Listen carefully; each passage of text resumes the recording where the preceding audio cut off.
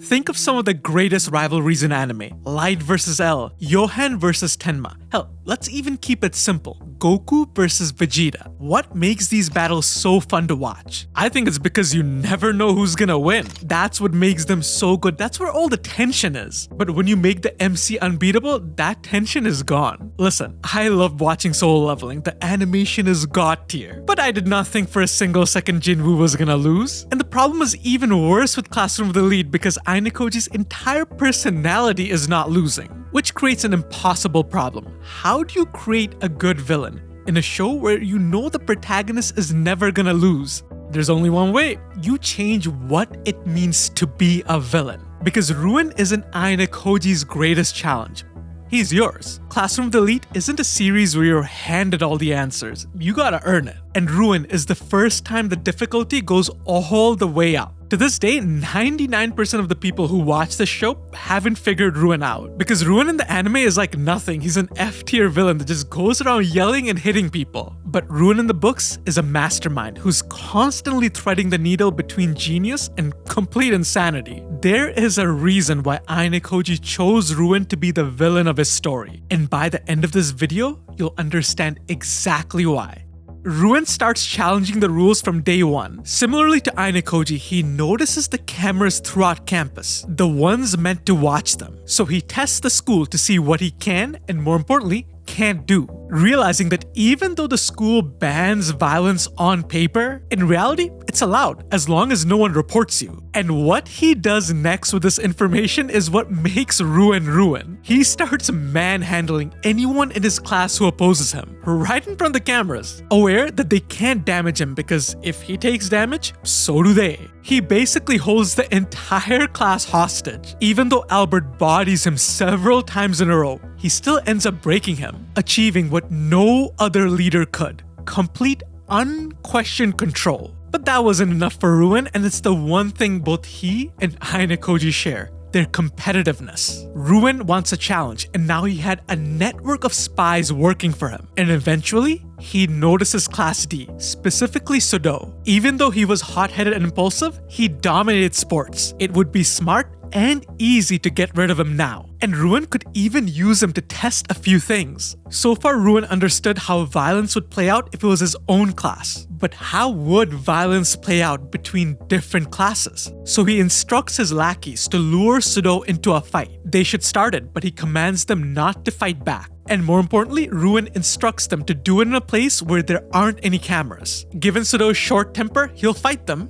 beat them up, and then they can lodge a formal complaint blaming Class D. Since there aren't cameras, even if they're lying, it doesn't matter. The situation turns into a he said, she said. Ryuen can see how judgment is passed. He can also weaken one of Class D's strongest assets. And he does all of this while they learn nothing about him. Because while Aynokoji is the one known to operate from the shadows, Ryuen was the first to do it. This is the part of the story the anime got completely wrong. Ryuen would never be stupid enough to show himself without reason. That whole scene where he bullies Sudo in broad daylight in front of Aynokoji and another leader, that is 100% character assassination. And sure enough, targeting Class D was worth it because Aynokoji intervened. He set up fake cameras to make Ishizaki think that they had the entire thing on tape, which was enough to make him crack. And even though this comes off as a loss for Ryuen, it's really not. Think about it. What did Ryuen lose? His class will pay for minor damages. Ryuen still hasn't had to reveal himself, and he gets 2 pieces of vital information. Don't worry, we're gonna go over what that is when we dive deep into Ryuen's plans. Which brings us to the Island Exam, an epic 7-day special exam where all 4 classes have to survive on an island. At the start, you get 300 points to buy essentials, and every point you save is a point that boosts your class's ranking. And each class also needs to declare a leader so they can capture spots and get additional points. And while everyone ate up the fact that this whole thing was about saving points, Ryuen noticed something interesting. While you could do that, even if a class pushes themselves to the very limits, they'll maybe save like 150 points. However, there's one rule that's a complete game changer. At the end of the exam, each class gets a chance to guess the other class's leaders. If you guess right, you get 50 points, and the class that was found out loses 50 points. Ryuen knew that uncovering the leaders of the other classes would get him as many points as the others would do without putting in any effort. Also, if he guesses their leaders, it invalidates every single extra point any of the classes are gonna earn. So capturing the spots means nothing. This was his plan, but not for the reasons I listed. Ryuen's main goal from the very beginning was to acquire a broken resource that very few were prioritizing. And to acquire this resource, Ryuen shows off the one skill that makes him a terrifying opponent. In fact, this specific skill is what Aynokoji highlights to Horikita as the reason why Ryuen was the person to beat in this arc. The others weren't even close. It's Ryuen's uncanny ability to find and make deals in situations where negotiations should be impossible. Anyone can make deals, but Ryuen knows how to make them irresistible. And we can see how he does it when he deals with Katsuragi. From his spies, Ryuen learns about the power struggle within Class A, Arisu on one end and Katsuragi on the other. Katsuragi was leading in this exam, and he's not a man open to negotiations with Ryuen, because he is as cautious as they come, and Ryuen, rightfully so, has the reputation of a snake.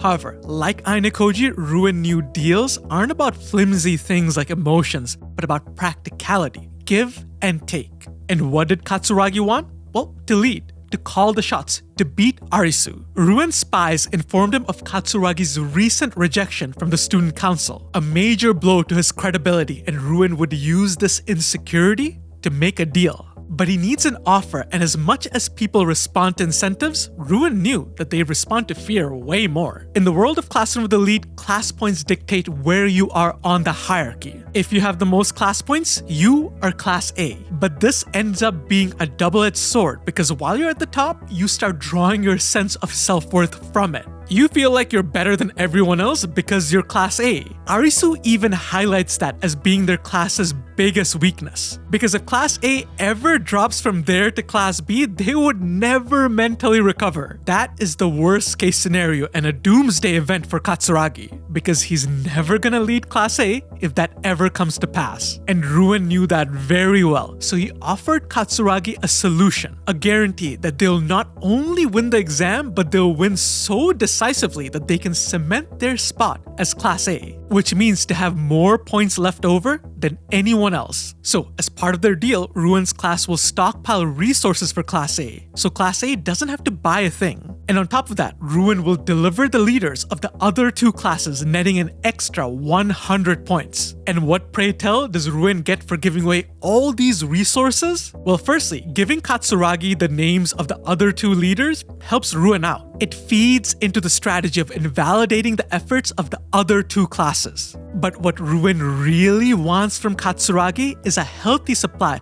of the one resource he cares about most: private points. In this school, you get private points per month depending on your class points. So if you have 1,000 class points, you get 100,000 private points per month, a 100x multiplier. And through his experimentation, Ryuen realized that private points straight up break the game. You can buy scores on tests, you can negotiate with seniors, and you can buy fake security cameras to trick your opponents. Near infinite uses, but Ryuen had one particular in mind. If you can acquire 20 million private points, you can send yourself directly to Class A. No veto, no vote, no restrictions. You go right to Class A, which got Ryuen thinking, what if you had enough private points to send your entire class up? Because here's what no one else figured out. Class points act as a leaderboard. You can see who's winning. And if you can time travel to the final year where competition is fierce, you don't want your opponents to know you're winning. Because if you're Class A, you're in hell. Everyone wants to take you down and you can't hide. But private points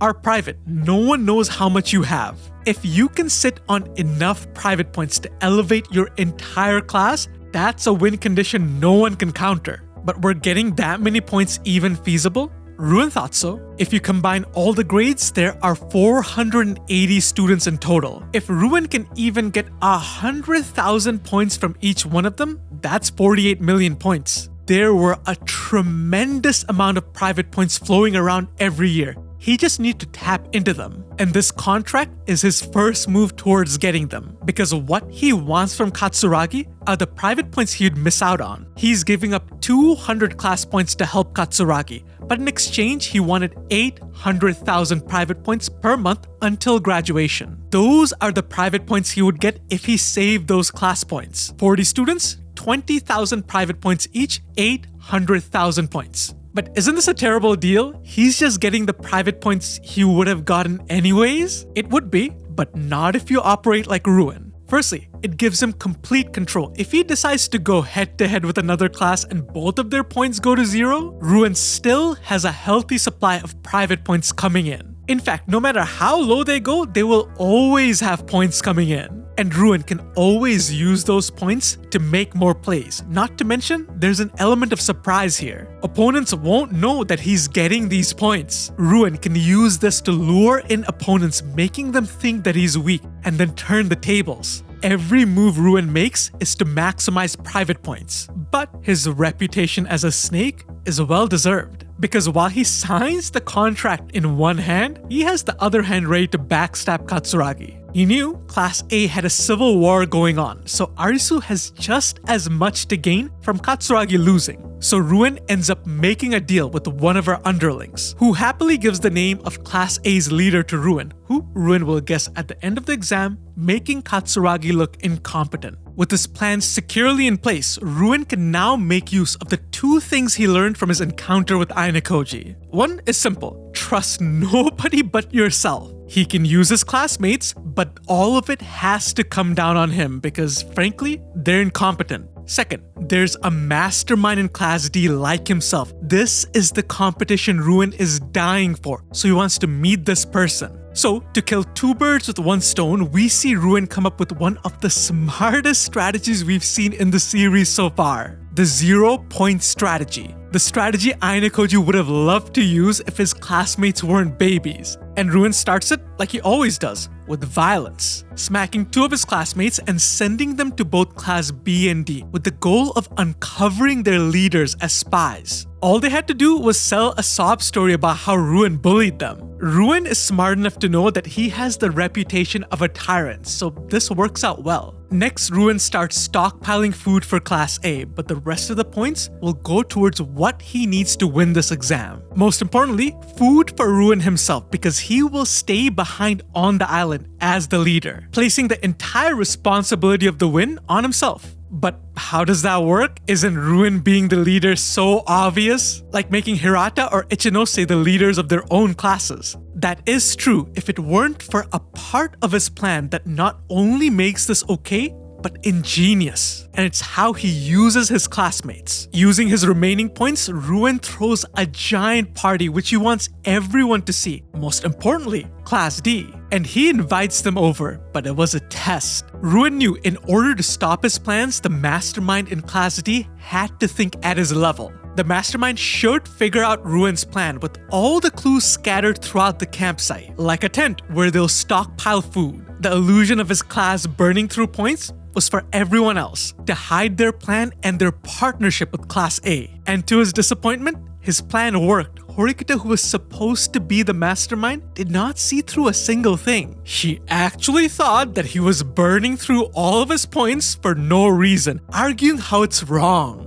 And the next part of Ryuen's plan is where it gets good. After throwing the giant party, the Class C students use the retirement clause to all go back to the ship. They already spent all their points, so even if they retire, there's no penalty. And Ryuen pretends to retire with them when in reality, he's still hiding on the island as the leader, taking him off everyone's radar. With a simple play, Ryuen turned the entire exam on its head, taking it from a game of survival to one of deceit. But Aynokoji did pick up all the clues and he completely manhandled Ryuen's plan, swapping the leaders so both Ryuen and Katsuragi guess wrong. This told Ryuen that there is a mastermind within Class D, and if it's not Horikita, she is somehow involved. And here's the brilliant part of Ryuen's plan that nobody really understood, and it's the part of his plan that Aynokoji found most interesting. Ryuen had the foresight that they might take more than one exam. So while all the other classes were fighting for their life, Ryuen's class was partying on a boat. While all the other classes were exhausted, Ryuen's class was well rested and ready to go, because the next exam is the one where he can get the most of what he wants, private points. Alright, just to point this out, I know it's called the planet exam in the show, but we're gonna call it the zodiac exam like in the books. Not only does it sound better, but there are so many differences if I don't point them out. Like, the story's completely different. The zodiac exam divides the 4 classes into 12 groups, with a mix of students from each class in every group. The groups are based on the Chinese zodiac, like rooster, pig, snake, dragon. If you've ever watched Jackie Chan Adventures, it's like all the talismans. That, by the way, was an amazing show. In each group, one student will be picked as the VIP, who's anonymous to everyone else. The groups will then meet several times to talk it out until one of 4 outcomes happens. If no one finds out who the VIP is, the VIP gets to keep 500,000 private points. But if the VIP is in your class and someone from an opposing class finds their identity, they can report them to get that 500k points. And the VIP's class will lose 50 class points, while the traitor, the one who found them out, their class gets 50 class points. But the reverse also holds. If the traitor tries to guess and fails, then the group's exam ends, the VIP gets the 500k points, and the VIP's class also gets 50 class points, while the traitor's class loses 50 class points. And then there's the mythical 4th option, where everyone in the group from 4 separate classes come together and send the VIP's name at a special 1-hour interval at the end of the exam. In that case, every member gets 500,000 points and the VIP gets 1,000,000, making it perfect. The perfect exam for Ryuen to go all out. If he can win out every group, that's 6 million private points Ryuen can put to use right away. And just like the island exam, Ryuen noticed the trick. The primary focus were on the discussion, suggesting that's how you win. But interestingly enough, it was explicitly stated that this exam is about thinking. It's about intelligence. Which makes no sense, because how's an exam where you're supposed to talk things out about intelligence? Shouldn't it be like social skills or something? It's the same thing Aynokoji noticed during the briefing. And as soon as the VIPs were decided, Ryuen knew what to do. He forced every single member of his class to show him their phones, so he knows for a fact who is a VIP. It's a strategy only available to Ryuen because he's the only person who has unquestioned control. Class A and D, they're way too fractured to even try. And Class B is a democracy, so even if Ichinose asks, they can just say no. So this put Ryuen directly in the driver's seat, because after uncovering the VIPs, he starts noticing a pattern. However, it was blurry because he only had 3 out of the 12 possible VIPs. To make sure the pattern is legit, he needs at least 6. But winning the exam was only one objective. Ryuen had another one. The defeat on the island exam was fresh on his mind, and he would try to use this exam to uncover the mastermind's identity using Horikita as a lead. Even if she couldn't see through his plan, she is still somehow involved with the mastermind. So Ryuen had his spies tail her, and he interrupts her meeting with Aynokoji. Here, Ryuen tests Horikita to see if she understood what happened in the island exam and how her class won. And if it wasn't for Aynokoji's coaching, Horikita would have been done here and now. Because honestly, she did not understand how any of it happened. So rather than Horikita, Ryuen starts focusing on Aynokoji. He brings up how Horikita should not have had any idea how things happened, because there was no way for her to know when she would collapse and retire. And Ryuen declares in front of them that a mastermind has to be pulling the strings. And he even goes into how the mastermind is short-sighted. This is one of many exams, and it's very early on. A trump card like this